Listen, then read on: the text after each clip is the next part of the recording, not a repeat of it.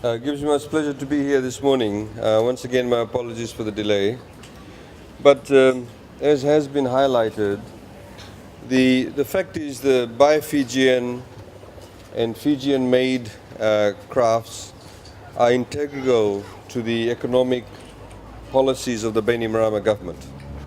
As was highlighted earlier on, that in Fiji we have enormous potential that has been untapped, and people have not used that previously. There are a lot of resources in Fiji.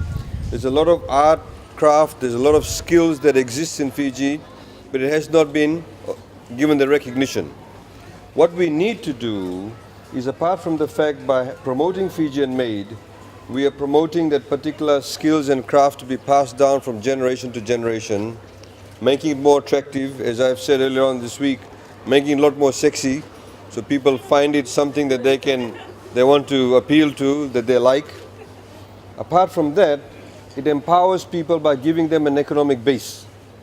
And that is obviously very critical. I mean, as much as we may want to make a lot of baskets, if at the end of the day you can't sell it, if you can't get the money from it, how will you continue to make more? It's very, very simple. So what we are doing, ladies and gentlemen, is trying to ensure that we preserve the culture, the craft, the skillsmanship, the skillswomanship that exists, but also at the same time provide you with markets. There are, as we know, and some of the handicraft sellers, the mainstream ones will tell you, that a lot of the handicrafts that were being sold in Fiji were in fact imported from overseas.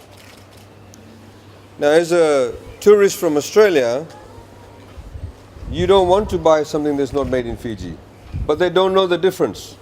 It's in the same way if we travel to, say, Zimbabwe or South Africa, we don't want to go and buy something from South Africa and bring it back to Fiji and say it's South African when we know it's made in Philippines. So obviously when you come to Fiji, you want to buy a Fijian product. And the Ministry of Industry and Trade has got various ways of authenticating whether it is actually Fijian made or not. Obviously not 100% sometimes can be Fijian. So if the shells that you make, the necklace that you're making of shells, the fishing line may not be made in Fiji, but the labor and the shells are from Fiji. So we certify that to be Fijian made. In the same way, if we are making various shirts, etc., and we putting on the various prints, original prints, we know that the fabric is not actually made in Fiji. It comes from overseas. But to transform that into that particular material or that shirt or that dress, it's got Fijian input. So there has to be a high level of Fijian input into it. Whether it's intellectual property, whether it's labor, or whether it's arts and the craftsmanship. So I'm sure you don't want to listen to a long speech, but I'd like to also say to you that it is very important that you as various stakeholders ensure that when you are giving goods to be certified, that you make sure it is authentic. Otherwise, if it's not authentic and we have some non-authentic products coming in and being certified as Fijian made, it will reduce the value of all the products. So even tapus won't want to keep your handicraft because they say, oh, these people are not telling us the truth. Ministry of Industry and Trade is not certifying it correctly. So it's critical. And if we have that authentic craft being sold, you'll get a higher price for it.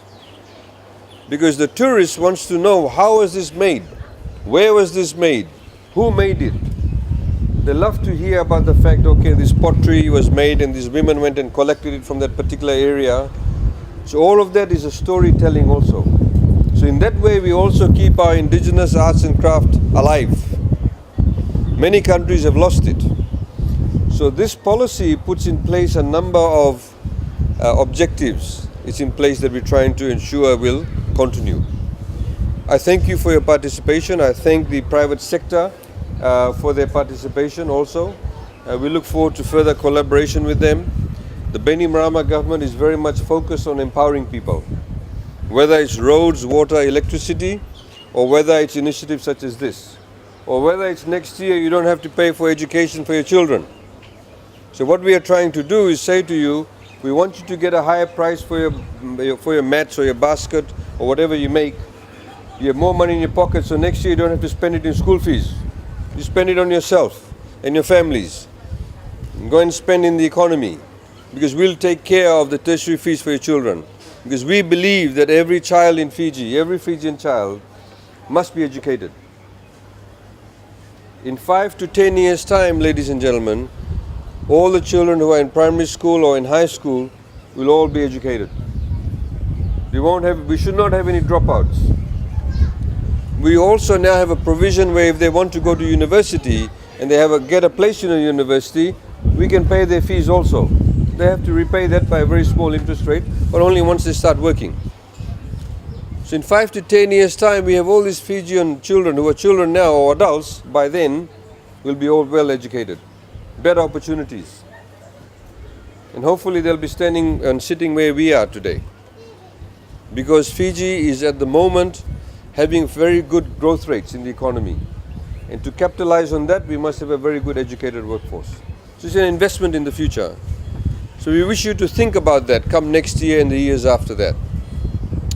I'd like to publicly also acknowledge the contribution by the Nandi Town Council, the special administrator, who did not charge us a fee for the hiring of this ground, which is very good. I'd also like to acknowledge the hard work done by the Ministry of Industry and Trade officials, in particular our PS, Shaheen Ali and his team over here that you see. They have worked tirelessly. You also see that we're now putting up new billboards around Fiji. You've seen one at the Voto Levu roundabout. You see one in Lomawai, at the junction of Lomawai. One near Duvu. And of course we'll be putting up in Latoka, Mba, Nandi, and Nandi's already got it, Latoka, Mba, and Raki and Tavua. Because we want everybody to think about it. We'd like you to think about it too. In the same way you want somebody to buy your basket or your fan, when you go to the supermarket next time, see what is labeled Fijian made. Because if you're buying a tin of fish that's processed in Fiji, you are paying for the salary or the wages of the worker who works in the factory. So please think about those connectivities.